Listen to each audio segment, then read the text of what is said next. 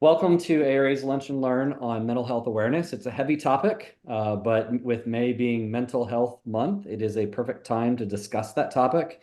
I'm sure it's something that has affected everybody in some way, shape, or form. Unfortunately, I've lost two team members and friends to some mental health issues and substance abuse issues. So this story hits home for me personally. And I wish I had some of the tools that we were going to talk about today to help those folks when they were with us. So I am looking forward to adding some more tools to my tool belt today and learning from a few great speakers that we have on the topic. Our first speaker today is going to be Brad Barber, the CEO of H&E Rentals. Brad, I will let you take it away from here. Okay, thank you, Josh, and good afternoon, everyone. I appreciate everyone who took the time to dial in or video in to this topic today. As Josh has said, I'm the CEO of H&E, been here 26 years, served in a variety of capacities. Ironically, about 2 years ago, maybe just a little over 2 years ago, we had an employee we had hired who was homeless, and we were trying to help this individual. Subsequently, he ended up developing some issues we couldn't understand, and I got led to an outstanding resource, and who is now a dear friend of mine, Tanja Miles, revered nationally, lives her life serving those who suffer from mental illness and or addiction. Um, Through that relationship and other volunteer work, we've continued to go forward, and I've developed a broader network. NAMI is the largest nonprofit advocacy group for mental health as well. Dan Gillison is also a good friend of Tanja's and mine. And in addition, the Huntsmans. Many folks know the Huntsmans. They've done a lot of work around cancer. Their latest challenge that they have adapted to is mental health and the stigma, most specifically the stigma. Uh, Ironically and very unfortunately, August a year ago, one of our six regional vice presidents took his life. This individual was 45 years old, outstanding person, high performer, well respected within their group, loved by all that he served and that served him. Left behind two young children, preteen children, and a wife, and left all of us, all of the H&E employees, wondering what we have possibly done different. What happened? Why weren't we discussing mental health? What were we talking about? And since this time, we've developed a variety of resources, most specifically talking about awareness. 1 in 20 adults in the U.S. will suffer from mental health issues. The stigma associated is tremendously unfortunate. Just this last November, we held our annual leadership conference. I had 293 of our managers, DMs, RVPs, our leadership together, and spent about 45 minutes. We talked about our deceased friend. We talked about mental health as a safety topic. We talked about the importance of openly discussing it and how there is hope for folks who are struggling in silence. It was probably the day that I've been most overwhelmed in my entire professional career. More than 10 people in the meeting came to seek me out to talk to me about either their personal issues. One person shared with me that they had a mother who had recently committed suicide. One person shared with me that they had a daughter that self-mutilates and a wife who's bipolar. It really went on and on and on. A couple people actually have sought help since that point in time. And I can report today that they are living a better, happier life today because they've sought the help that they needed. The prevailing message, though, that I got, text, in person, email, was folks telling me they felt like a weight had been lifted off their shoulders, that it was okay to talk about mental health. And, I reported back to my group, and I'm speaking of my volunteer friends I just mentioned, Tanja, Dan, Christina, and others. And I said, well, if there was a cat to let out of a bag with 300 people in attendance, it's running around the Gaylord Resort. Everyone is open. We're talking about it. People want help. We're getting people help. And we can fast forward now, I guess 6 months later. And I can tell you, we continue to progress. Stigma is real. Stats around mental health. You are not the only one. It's not just a tagline or a slogan, it's a fact. And so I want to thank the ARA for hosting this event today. There's some resource information that they'll be able to share. We're working on training materials that we're going to share throughout the industry. It won't be branded H&E, but all of the material that we compile will be available to all ARA members that it may be helpful to. And the one thing I'd like to impose upon everyone on this call is you are not alone and you are not the only one. This is an issue that's pervasive across the country. It continues to impact our teens and other young people. And I think most importantly, if you're not sure who to call, you need to be aware of a phone number, 988. Normally, when I'm in front of a group in person, I ask for a show of hands and I say, who can tell me what 988 is, or are you aware of 988? And maybe one or two out of 20 people will raise a hand. 988, I phrase it as a sister number to 911. If you or someone you know or care about is in a mental health care crisis and they do not know where to reach out, dial 988. You will receive a professional on the other end of the line who will talk to you, who will share with you how to get help and help you kind of triage your circumstances. So I'm going to yield back the rest of my time. We've got two other fantastic speakers today. Again, I want to say 988. If you're not sure, if you're in a crisis, know someone in a crisis, there's help, there's hope. There are people who are listening. Do not be embarrassed about a stigma that can keep you or someone else from living the full, happy life that God intended us all to have. Thank you. Thank you, Brad. That was a touching story, and I think it's something that we all sometimes need to hear. It's sometimes hidden, the issues, and it's important to address and talk about and be open with. And so we'll have some more questions for you in just a little bit. I'm going to remove you from the spotlight. Our next speaker is going to be Andrew Haysacker of ARA Rentals. Thanks, Josh, and thanks, Brad, as well. Let me get my thing switched over here.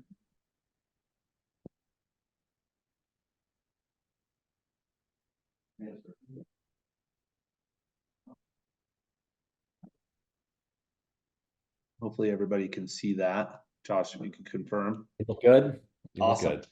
Yeah, thanks again, Josh and Brad and the gentleman from Caterpillar and ARA as a whole. It was interesting when we started this journey, how willing and forthright a lot of even the largest of national rental competitors were very, very willing and able to share these resources. I think that's a really important thing to acknowledge, that everybody was very, willing to share these things, because it doesn't just affect them individually, but it's something that kind of affects us in the broader sense of society. So, and I think from our perspective, in some form or fashion, mental health has touched all of our lives, whether it's depression or suicide or just general well-being. I personally believe that a path forward includes increasing awareness and especially erasing stigma. My leadership style and personality has always included, by the way, I'm Andrew Haysacker. I just realized I don't think I officially introduced myself, Andrew Haysacker. Arvada Rentals, we're based in Denver, Colorado. Andrew, I don't want to slow your roll, but it looks like it switched back to your presenter slide, so we can see all your notes and everything too. Oh, good, cool. Notes. So Perfect. maybe that's helpful for all of us. Yeah, no, that's perfect. Well, then I won't read it too much verbatim, I guess. Anybody that really knows me knows that I'm kind of a more quiet, reserved type of leader. I don't, I'm not the bull in the china shop by any means, but I just try to be very aware and try to really listen to people and take an empathetic approach to leadership. And as I've grown myself, I've taken advantage of a lot of opportunities. One of the advantages, or one of the opportunities that came up for me very recently, was to enroll in a mental health first aid course. And I think I know that the people that did this program were very intentional when they used the phrase first aid, because we're in the equipment and event rental industry. There's a lot of, danger. There's a lot of very, specific things that can cause our people danger. So most of us have had some form of first aid training, whether it's CPR or blood loss or any of those types of things on an entry level. And a lot of times I think mental health kind of gets maybe backburnered. So when they developed this program, I think they were very strategic when it came to actually calling it a first aid class. And the primary takeaway from that course, hopefully you can see my certification there, is that the primary takeaway was the ALGE acronym, and that stands for approach. The A is approach, assess, and assist with any crisis. L is for listen non-judgmentally. G is give support and information. E, encourage appropriate professional help. And the final E is encourage other supports. So this class was hosted by our local chamber, but at the top there, you can see the web address, the mentalhealthfirstaid.org is the web address, and anybody can go there and begin this type of work. That's where, you know, we have since gone as I went through this class and really got a lot of value out of it. We're actually going to have our management team go through it when we start to refocus on training when things calm down after our busy season. So the second, one of the second ones that I wanted to point out and share, internally, we try to do a lot of different things culturally to ensure, you know, that our people are, you know, feel like we have a good culture, not, you know, not just be surface level. So we took it upon ourselves and we actually developed this poster that you can see here in the picture. And it's hard to read, obviously, but there's 3 resources for people to access. The first one is through our payroll provider. So we use Paychex, but it's just like ADP or Paylocity or, you know, any of those types, Gusto. So they actually have a lot of resources, because once we started this, we realized that some of this work had already been done by some of our existing resources. So we just wanted an easy to understand place that people could go and see those resources. The second one is a local one, but I'm sure every area has some sort of crisis center. But the second one is Jefferson Center for Mental Health. And then the final one is also by our life insurance provider for our employees. And those are known as employee assistance programs. So chances are, if you're using any type of payroll provider, you know, for a small to medium-sized company that doesn't have, you know, a corporate office, they may already have some of these resources. So we just put these on posters.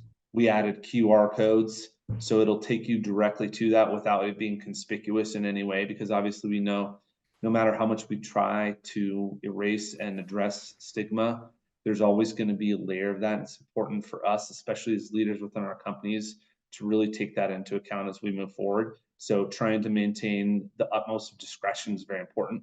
So we decided to make this very easy with the QR codes on each one of those resources. We also run on a system called Traction EOS. And so we have quarterly one-on-one conversations with everybody. So we have this poster in a flyer form, and we are handing it out at each of our one-on-ones and having a brief discussion.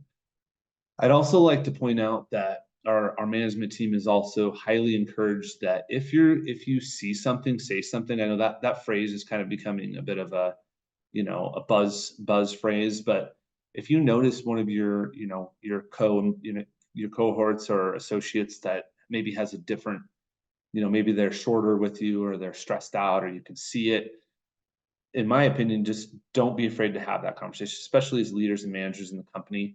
Just address it and just check in on them, you know, just, hey, you know, I think you're, you know, doing a great job, but it seems like something might be up. So that was one thing I wanted to point out.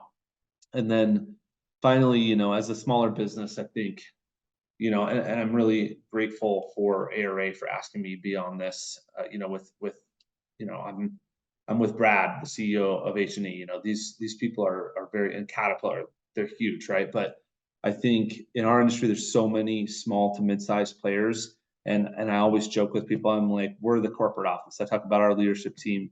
Like, we don't have a corporate office with big HR departments and big budgets for those. So it can be difficult to focus on these types of things, but I do think that it's incredibly important, especially with this topic. And one of the questions that I wanted to that came up through this was the feedback from our employees. once we started shining some of the light on this and being intentional with these types of things, we've gotten some really good feedback. Usually it's private. It's like, hey, thanks for like showing that you care and thinking about these types of things. So that's been incredibly encouraging to hear as well. And then as far as my experience and what I can recommend is just do something, right? Just get the ball rolling. It doesn't have to be a poster. If anybody wants this, you can either reach out to me. Most of you all can find me on either social media or through the ARA. I'll give these resources to whoever needs to. I'll even send you the JPEG or the PDF of the poster. That's fine too. Just so you can kind of get an idea on what we did. I'm absolutely happy to help and very grateful for this opportunity to talk about our journey within this world.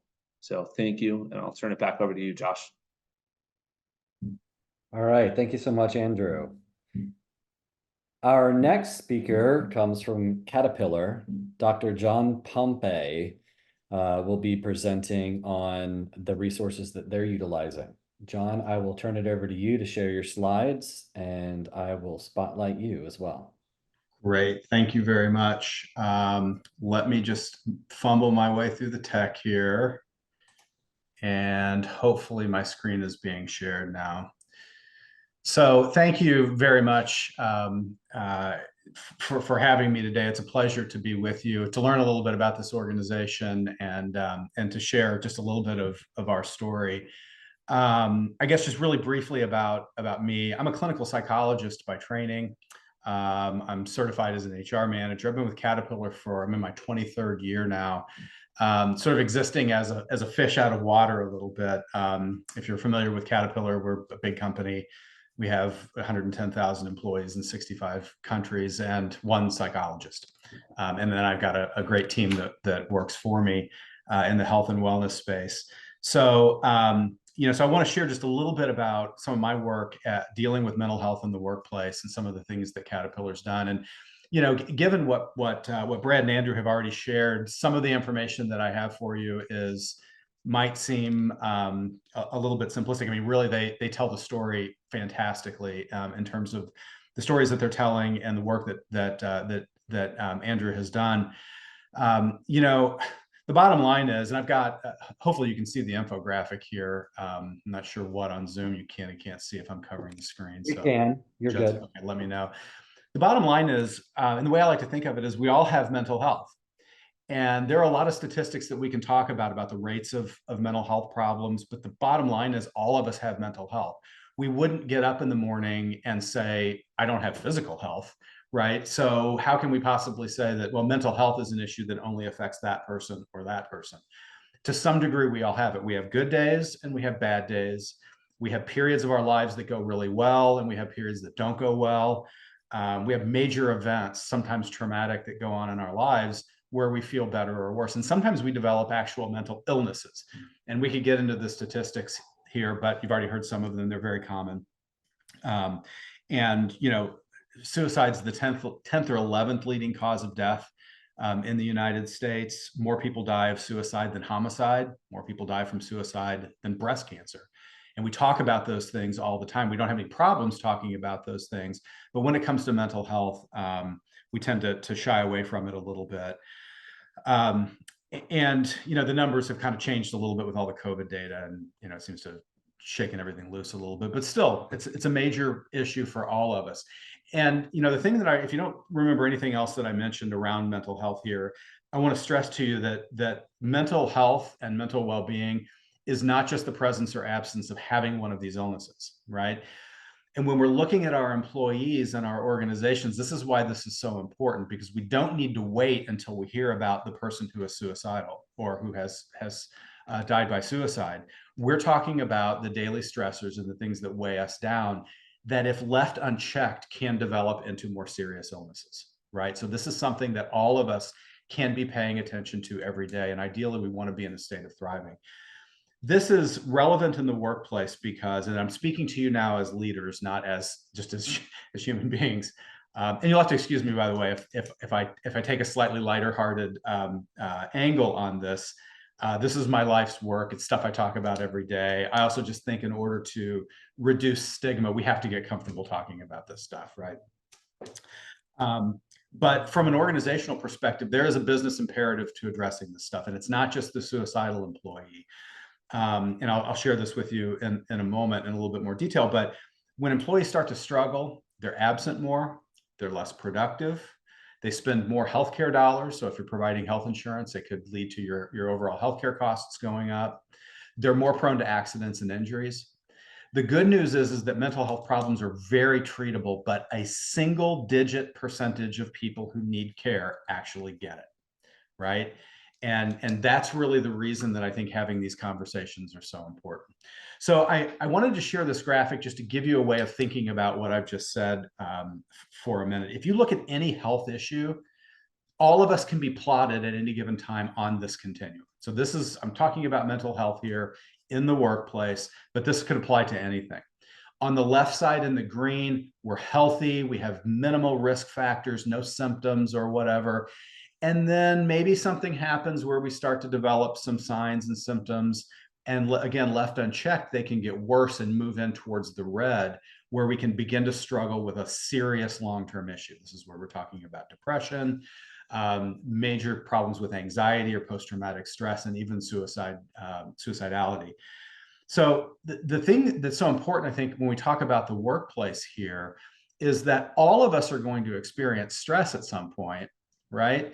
And if it's not addressed, either me managing the stress well or somebody helping me get to help that can help me with that a little bit, it can turn into performance issues, dissatisfaction with your job, with your supervisor, conflicts there. People could quit. And right now, that's a big problem. Turnover can be an issue.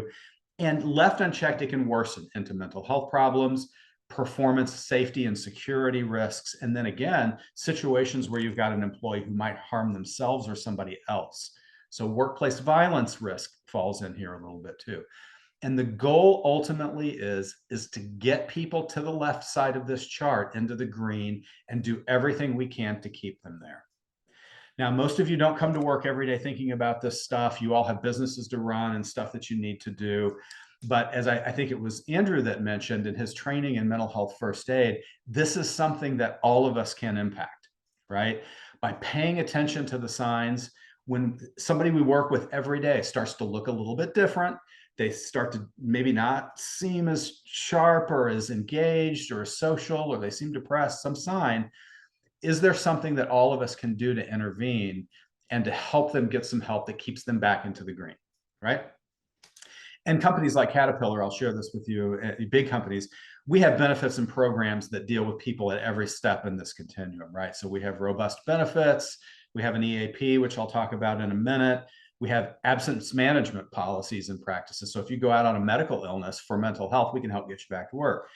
And then we also have all sorts of security response protocols that help with employees who are at risk of harming themselves or somebody else. So this is the overlay that I like to use to help frame what it means in the workplace. Okay, that ultimately we want all of our people to be in the green, right? They're feeling good, they're working good, they're really at their best. That's ultimately what we're talking about.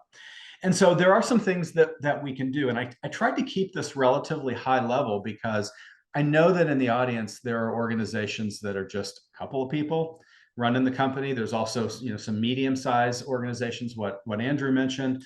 And so I didn't want to necessarily just say, hey, this is Caterpillar stuff. And if it's not even relevant to you, then what good is that? So I want to keep it a little bit high level. So I've given you 5 things that organizations can consider that can have a huge impact here. And the first thing is, and we've already seen some examples of this today, education, destigmatization, and prevention.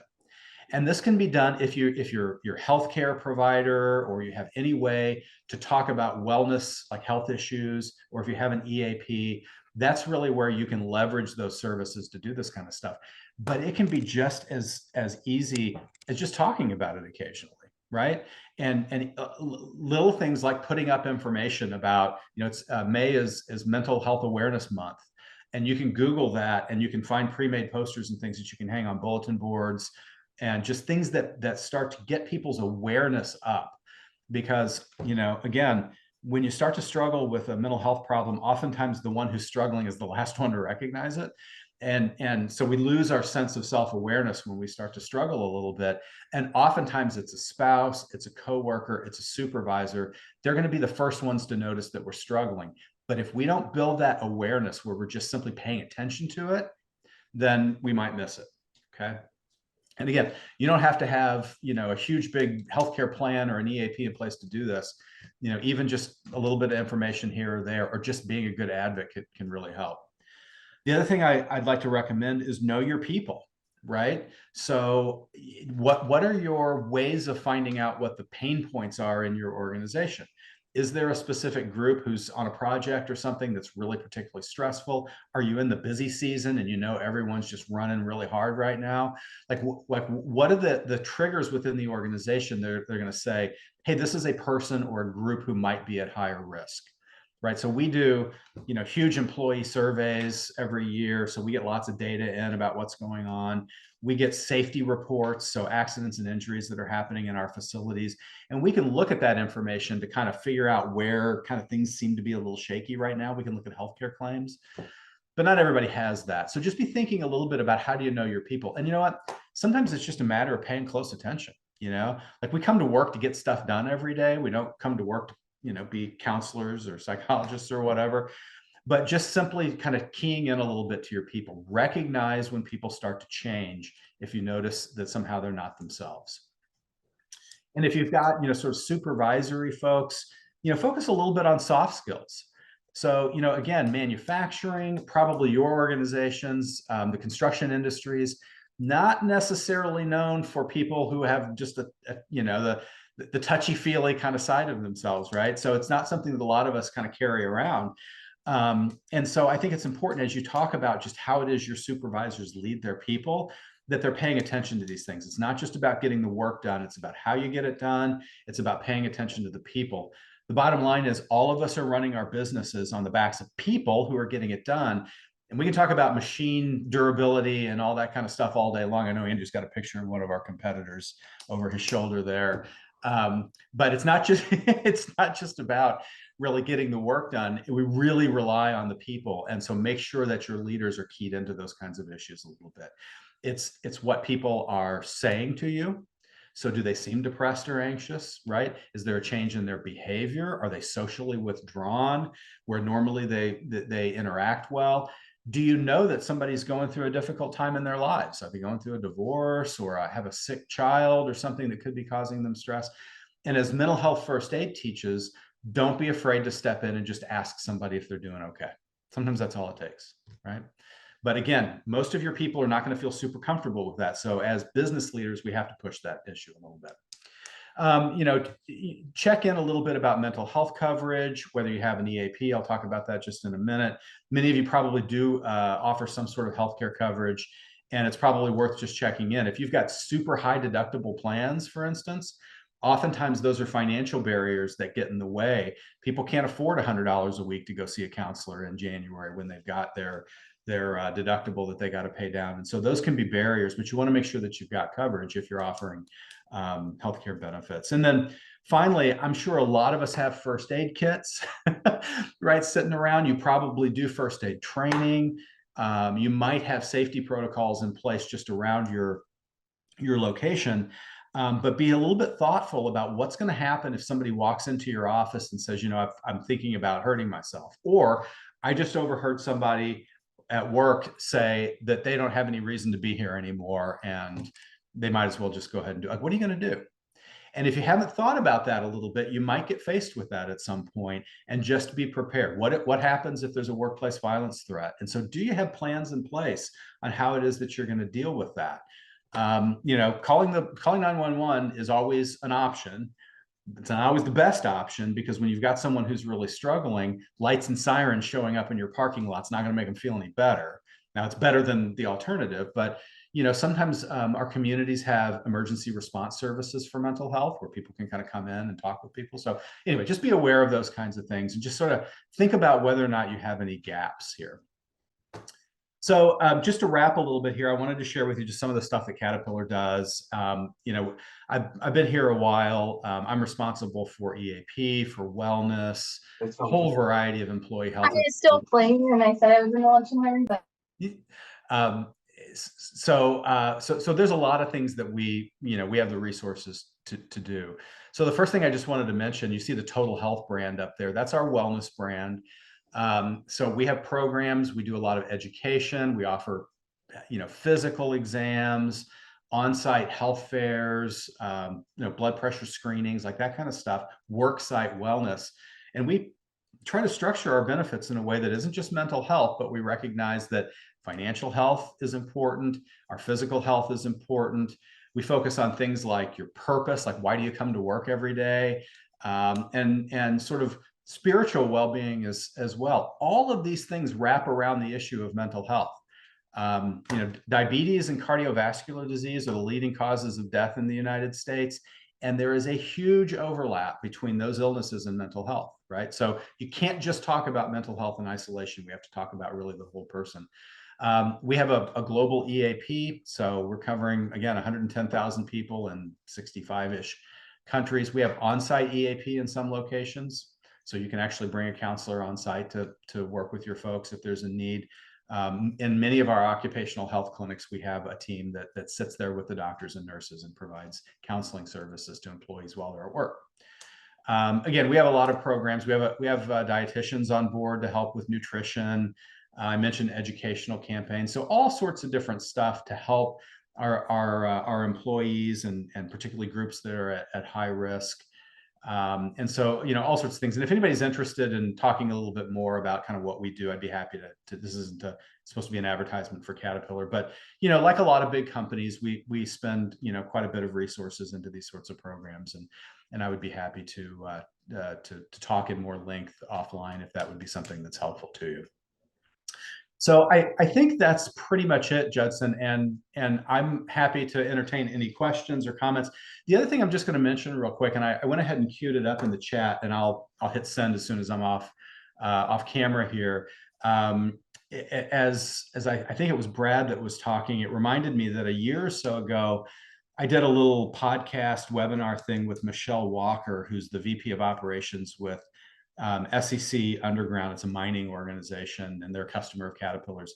And she started an organization, and I'm not going to get this right without looking at it, but it's suicide prevention in the construction industries.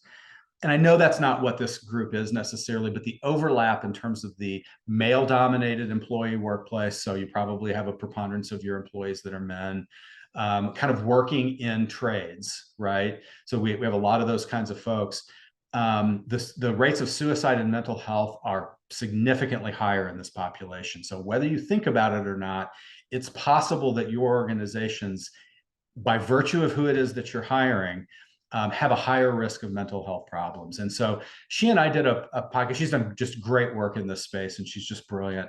But she and I did this webinar to kind of build awareness a little bit. And I thought that might be something that's worth sharing a little bit. So I'll put that link in the chat if you're interested in seeing that.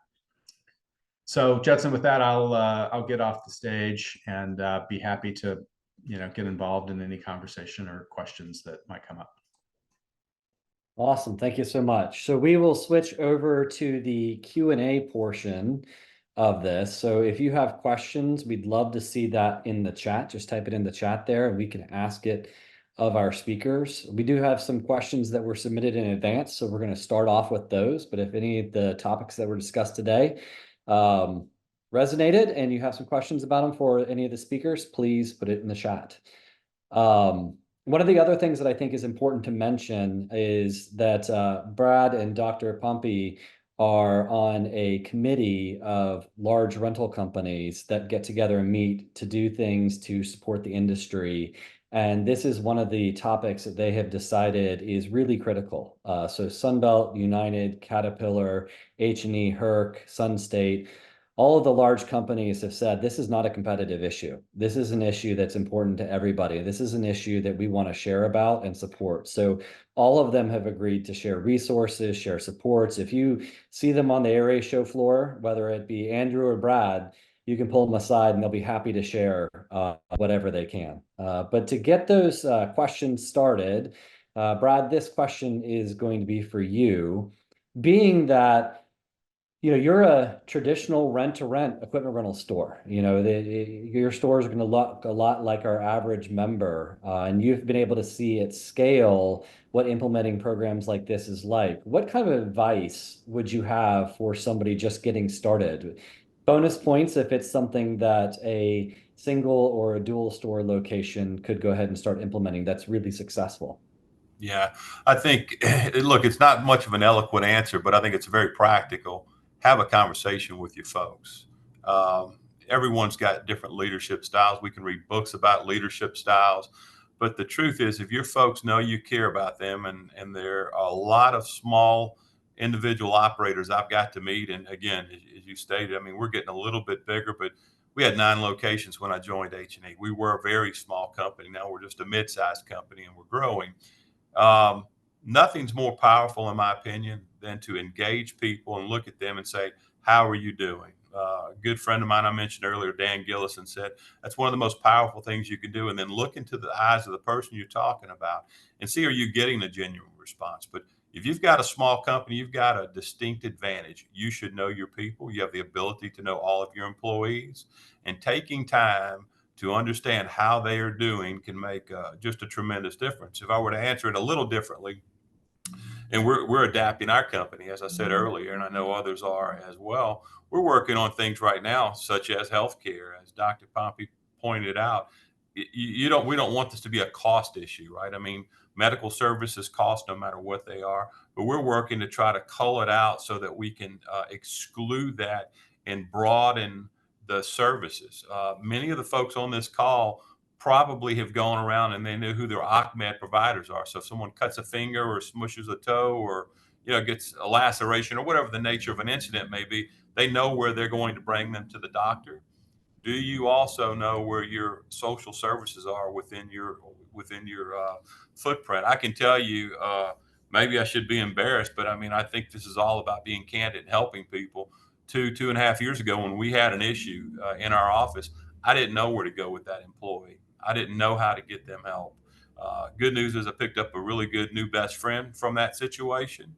But the bad news is I didn't know about the Bridge Center for Hope, which is here in Baton Rouge, Louisiana, where they have a stabilization location where you can bring someone who is distressed. So do your research in advance and have honest conversations. Those would be 2 pieces of advice I'd give.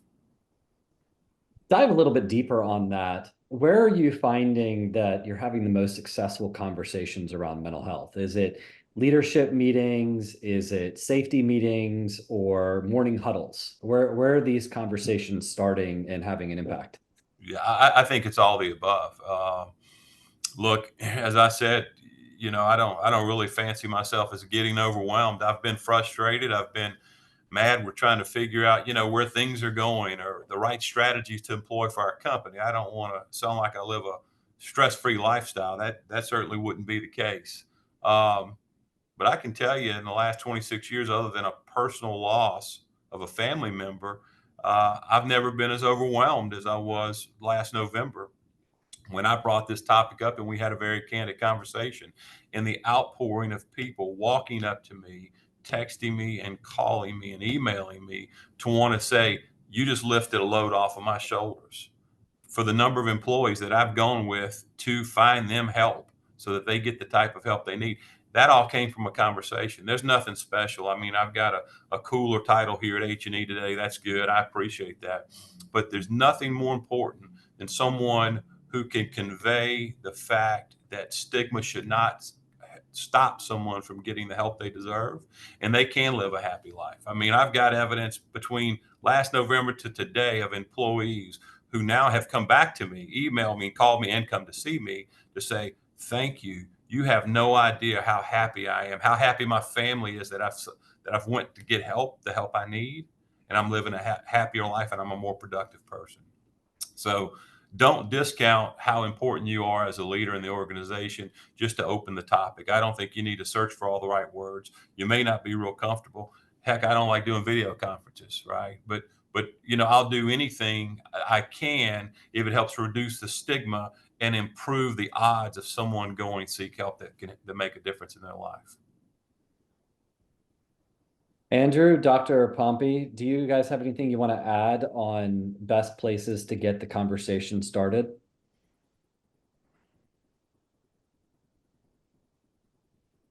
Yeah, I'd be happy to go. I think Brad hit it, and as he was talking, I was sort of thinking the best place is every place. And it's not as though you can take on every health issue and be pushing it constantly. And you don't want to take on responsibility for every sort of ailment that your employees are going to be struggling with, but this is a relatively easy one. And as I mentioned, because it impacts the workplace so much, we do have kind of a business interest in doing that. So we focus on things, like before every meeting, if it's online, we have a safety slide, right? That was a reminder about safety issues or whatever. We have a mental health statement that's part of that now. We'll do campaigns where in the production environments in our factories, we'll have just 30-second messages that we can feed to supervisors to give them during the stand-up meetings before a shift, those kinds of things. And so we try to make mental health front and center at every sort of touch point we possibly can. If we're going to have a health fair, it's got mental health content in it. If we're going to do a blood pressure screening, there are EAP brochures there. And so we just try to make it really present, and it also just, it normalizes it, all of a sudden it stops being something that we can't talk about. And the other thing I'll say, and then I'll shut up, that Brad mentioned is leadership support is worth its weight in gold. It doesn't cost anything to talk for just a few minutes about the importance of these kinds of issues, even if you need to script it out, if it doesn't come natural to you, to be able to just say these kinds of things, to say that this is important. Take care of yourself, take care of your family. We're going through a stressful time, but don't go home and self-destruct. And I think just hearing that from your leader, from your business owner, can be so powerful. It sort of frees people up to talk about it, to acknowledge it. And based on Brad's story, he just had to barely crack it, and all of a sudden it came pouring out, and he got to see how this affects everybody. And just to dig a little bit deeper on what some of the stuff that you said there, and also in your presentation, one of the things that you mentioned was kind of desensitizing the issue or taking some of the weight off of it. I mean, you can even feel it in this conversation. It feels heavy. Is there anything that you or Caterpillar has done or would recommend to make it a lighter conversation, an easier conversation, more comfortable conversation? And you're on mute. Yeah, no, it's a great question. You don't want to necessarily make it lighthearted because this is a serious issue, but so is the impact of smoking on lung cancer. There are things that we can all be doing, and so what we try to do is we try to take a sort of a wellness focus on this a little bit, and by that I mean we focus on the things that people should be doing every day to improve their health, their resilience, their well-being. And those are fundamental messages that apply to all sorts of stuff. I mean, getting good sleep is great for your mental health, right? We don't have to talk about suicide prevention, but if we can say, hey, you know what, try to go to sleep at the same time every day, get up at the same time every day, eat a healthy meal or eat a healthy diet. Those are things that all contribute. And so we talk about it in a way that's just very kind of normal. The other thing I'll mention is I put a link in the chat to the Are You OK program, and I did have a reference to it in an earlier slide, but I didn't talk about it. This is a public health campaign that was launched in Australia about a decade ago, and we actually licensed the rights to bring it to the United States. And if you just go, I put the link in there, that's the Australian website, but just go and look at it, and you're going to see a very lighthearted approach to this. They use cartoony images. They talk about it in normal speak. And what they basically say is this is no more complicated than if you hear somebody talking about a difficulty in their lives or you notice that they've changed, just go up to them and say, hey, are you doing okay? It's the Are You Okay thing, right? And just be willing to ask them. And you don't have to make light of it, but you just sort of normalize it in conversation. Really great. Thank you. Andrew, did you have anything you wanted to add? Yeah, absolutely. So, you mentioned like when you found the right time, and kind of both John and Brad hinted at it, but I think it's a lot. It's like without being overbearing and constantly having a stream around this topic, but having a consistency across, because as previously mentioned, we run on traction. So we do quarterly one-on-one conversations. So we'll talk about it at least each quarter there. We'll have our quarterly state of the company meetings, so we'll talk about it there. We'll hang up the posters. I think it's a multi-pronged effect that kind of can continue to like normalize it. And we're, we've used the phrase stigma a lot throughout this. And I think the more you talk about it, the better it is. And John also mentioned in his presentation, like just the more you talk about it, the easier it gets, I think.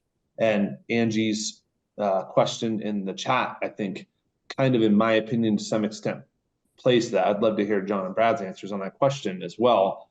But I think if it's more normalized and then something does happen, a person may be more inclined, because I think and I'm not saying, obviously Angie and I know each other quite well, but if it's not really, if it's, you turn away from it all the time and then all of a sudden you try to get somebody to seek help, they may not exactly accept that as like something they want to do. But if it's culturally speaking within your organization, there is less stigma, there is more normalization, they're hearing it quarterly, they're seeing it on the walls, then it kind of like eases that conversation to have.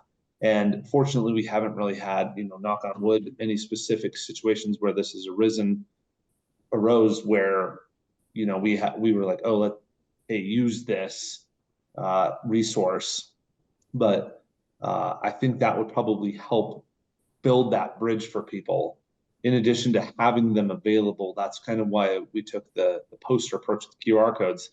Like, so see people, it's like they don't have to like let anybody know that they're dealing with this as well, but they can go, they have the resource there, they know it's there, they can access it. So that would be my answer on that one. Great points, Andrew. And to shed a little bit more light on Angie's question, Angie was asking, how far do we go when we have somebody on the team that's in trouble? Do you help them find a professional? Do you make an appointment? Can you even take them there? Where's the line that we have to worry about? But also, how do we provide the right supports? And I think your point on it being a topic of conversation and having easily accessible resources, Andrew, are really good. I'm curious if Dr. Pompey or Brad have any additional color they'd like to add on trying to help somebody who clearly needs help and to get the right help that they need. Yeah, I'll just jump in real quick here. So recognize the signs early. That's the big thing. So before someone is falling apart at work and you really notice them struggling, they're absent a lot. If you know they're under a lot of stress, that's the best time to get in before it's really crisis levels. And this is a real challenge. This question comes up all the time because you see somebody who's struggling, maybe their performance at work is struggling. You've tried to make a referral or suggest that they speak to someone and they're just not doing it. And that can be really, really difficult. I mean, if there's a safety issue and they're not fit for duty, that's another sort of conversation here. Like, how do you pull them out of work? And that stuff happens all the time where someone is struggling so much that they're not safe to be at work. So that's something that we need to pay attention to. But I think programs like mental health first aid can be really valuable. It sets up a system of essentially, and I hate to use this term, but peer counselors. But what it does is you can actually have advocates within the organization who have been trained. It takes a couple of days to go through the mental health first aid training. And you can actually have peer support, which can be another angle to kind of help people. But ultimately, I think we do have to have some boundaries here. We're not counselor. Well, I'm a counselor, but you all aren't counselors. You don't come to work to fix people. You got to get work done. And so I think if you go through the process of trying to help and make referrals and offer support, at some point there is a limit, and people do have to kind of stand on their own too. But I think just simply showing that you care and going at it from a compassionate standpoint can be really powerful. But at some point you do kind of have to draw a line to say, hey, listen, I got a business to run. I have to manage your performance. As long as you come to work, I want to respect your privacy. You come to work, you're doing a good job. I'll back off. You let me know if I can help you. And then you kind of have to feel okay stepping back. Yeah. Let me add to that if I could. I agree with Dr. Pompey. I mean, we all have a certain level. So let me respond. Let me say this for the leaders who are on this call. Your limit should be there's no limit. When you can save someone's life, that's how you need to think about it. Some people decide it's 5 o'clock, it's time to go home. It's none of my business. If you know someone's life is at stake, you have a responsibility as a leader, if you care about people, to make sure that you lead them to the resources. Now, trying to get someone to get help who does not want to be helped, or just refuses to get help, and that becomes a work-related issue, completely different. But I've heard people say, not just about this topic, you know, it's a legal issue. I need to be careful. Let me tell you, if you're a leader, you need to be careful not to put forth the effort that's needed to make a difference when someone's in crisis. If any one of us were in crisis, we would need someone to look out for. So I agree there's a balancing act. And if people won't get help and they're problematic, they're a safety issue, they just can't work within our organizations. We all understand that. But as a human being and as an individual leader, I will tell you, don't draw artificial or arbitrary lines for yourself of what you won't do to help someone. Just assess the situation and do what's right. Yeah, I want to piggyback on that. It's a great point.